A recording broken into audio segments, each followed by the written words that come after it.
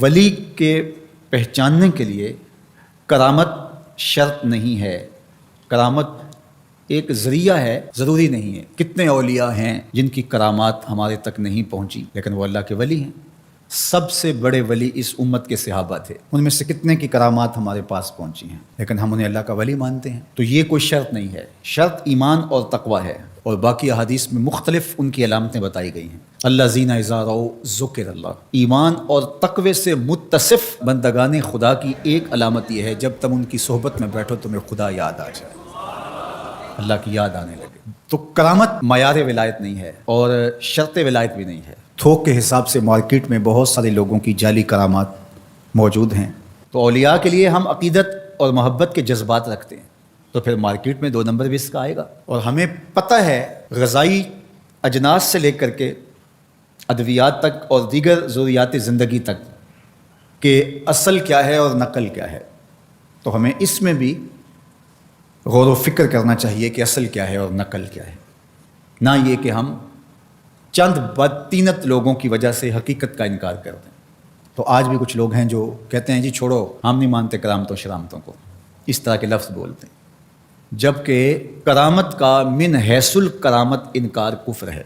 اگر کوئی کہے میں کرامت کو ہی نہیں مانتا تو یہ کفر ہے۔ وہ کرامتیں جن کا بیان قرآن مجید میں موجود ہے، جس طرح آصف بن برخیہ کا تخت بلقیس لانا، حضرت مریم سلام اللہ علیہا کے حجرے میں بے موسم پھلوں کا آنا، اصحاب کہف کا 300 سے زائد سال کا عرصہ سوئے رہنا کھائے پیے بغیر، اور رب ان کی کروٹیں بھی بدلتا رہا، یہ قرآن میں مذکور ہے۔ تو اس کا انکار بھی کفر ہے، قرآن کا انکار لازم آتا ہے۔ اگر کسی کرامت کا بیان حدیث متواتر میں ہو تو اس کا انکار بھی کفر ہے، لیکن ایسی کوئی کرامت نہیں جس کا ذکر حدیث متواتر میں ہو۔ البتہ احادیث مشہورہ اور احادیث احاد میں کرامات کا بیان موجود ہے، تو ان کا انکار بھی گمراہی ہے۔ جس طرح وہ 3 لوگ جو غار میں پھنس گئے تھے، انہوں نے پھر دعائیں کی اور پتھر ہٹا، جریج کا واقعہ موجود ہے، صحابہ کی کرامات موجود ہیں، حضرت عمر کے رکے سے دریائے نیل کا چلنا، اس طرح جو مسلمہ بزرگ ہیں ان کی کرامات کا انکار کرنا محرومی ہے۔ لیکن یہ بات بھی ذہن میں رکھے کہ کرامت اللہ کی طرف سے بندے کو دی جانے والی ایک عزت ہے، لیکن ولی کی زندگی کا مقصود رضائے الہی کی طلب ہے، کرامتوں کی طلب نہیں۔ لیکن عمومی طور پہ ہمارے اسٹیجوں کے اوپر اولیاء کے حوالے سے جو بات کی جاتی ہے، بس آپ سننے کے لیے بیٹھے ہیں اور خطیب صاحب نے کان پہ ہاتھ دھرا اور 2-4 کرامتیں سنائی اور چلے گئے، معیار بتایا ہی نہ، جس کے نتیجے کے اندر بہت سارے عوام اس سے غافل ہوتے ہیں۔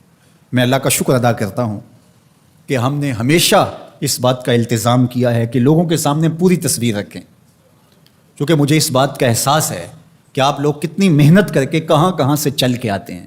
پورے پاکستان میں بلکہ پوری دنیا میں ہم جہاں گئے ہیں، ہمارے سامنے جو لوگ آ کے بیٹھتے ہیں زیادہ تر طبقہ باشعور لوگوں کا ہوتا ہے، تو پھر ہماری ذمہ داریاں اور زیادہ بڑھ جاتی ہیں کہ ہم جو ہے وہ ان کے سامنے وہ بات کریں جو بات کرنی چاہیے۔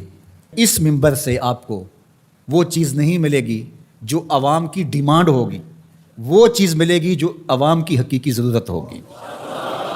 اس پر میں بھی اللہ کا شکر ادا کرتا ہوں، اس پر آپ کو بھی اللہ کا شکر ادا کرنا چاہیے، اور نہ یہ کہ کچھ 2 نمبر لوگوں کے رد عمل میں ہم حقیقت کا انکار کرتے ہیں، جس طرح معتزلہ کر رہے ہیں، اور ایک طبقہ وہ ہے جو رتب و یابس کو قبول کر رہا ہے، اور آپ نے ایسے شخص، ایسے لوگ کہ جو اچھے انسان بھی نہیں ہیں، لوگوں کو دیکھا ہے کہ ان کو ولی مان رہے ہیں اور ان سے اپنی حاجتیں طلب کر رہے ہیں، ان کو ہادی مان رہے ہیں، مرشد مان رہے ہیں۔ وہ شخص جو خود آشنا بھی نہیں ہے، وہ تمہیں منزل آشنا کیسے کرے گا؟ میں کتنے لوگوں کو جانتا ہوں جن کو فہم دین ہی میسر نہیں ہے۔ یہ میں ان لوگوں کی بات نہیں کر رہا جو منہ دراز ہیں اور بالکل ننگ دھڑنگ ہیں، ان کی بات نہیں کر رہا، جو بظاہر حلیے میں بھی ہیں، ان کا فہم دینی ناقص ہے۔ کتنے ایسے علماء کو جانتا ہوں ان کی توحید کا تصور ناقص ہے، تو یہ بدبختی ہوتی ہے۔ اب وہ کیا کسی کی رہنمائی کریں گے؟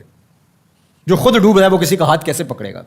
لیکن عوام ظاہر ہے ان کے گرد آئے، ان کا کاروبار چمک رہا ہے، اور کرامتیں ہیں کہ تھوک کے حساب سے بنتی ہیں، اور پھر اس کی مارکیٹنگ کرنے والے بھی ہوتے ہیں، اور پھر اسی بنیاد پر ہی جو ہے وہ ان کا سارا سلسلہ چلتا ہے۔ اللہ کے ولی یہ نہیں چاہتے کہ ہماری کرامات ظاہر ہوں اور لوگ ہماری طرف لپکیں ہماری کرامت کی وجہ سے، یہ نہیں ہے۔ الکرامات حیض الرجال، جس طرح عورتیں ایام مخصوصہ کو چھپاتی ہیں، اللہ کے ولی بھی چھپاتے ہیں، وہ نہیں چاہتے کہ ہم اس حوالے سے جو ہے وہ پہچانے جائیں۔ باقی دور موجود کے اندر کسی صالح متقی شخص کی کوئی ایسی بات سامنے آئے تو شریعت کے میزان پہ پرکھا جائے. اگر وہ شریعت سے متصادم نہیں ہے تو مان لینے میں کوئی حرج نہیں ہے. لیکن اگر کسی کی سمجھ میں نہیں بھی آتا تو فرق نہیں پڑتا. لیکن کسی ولی سے کوئی دشمنی نہ رکھے.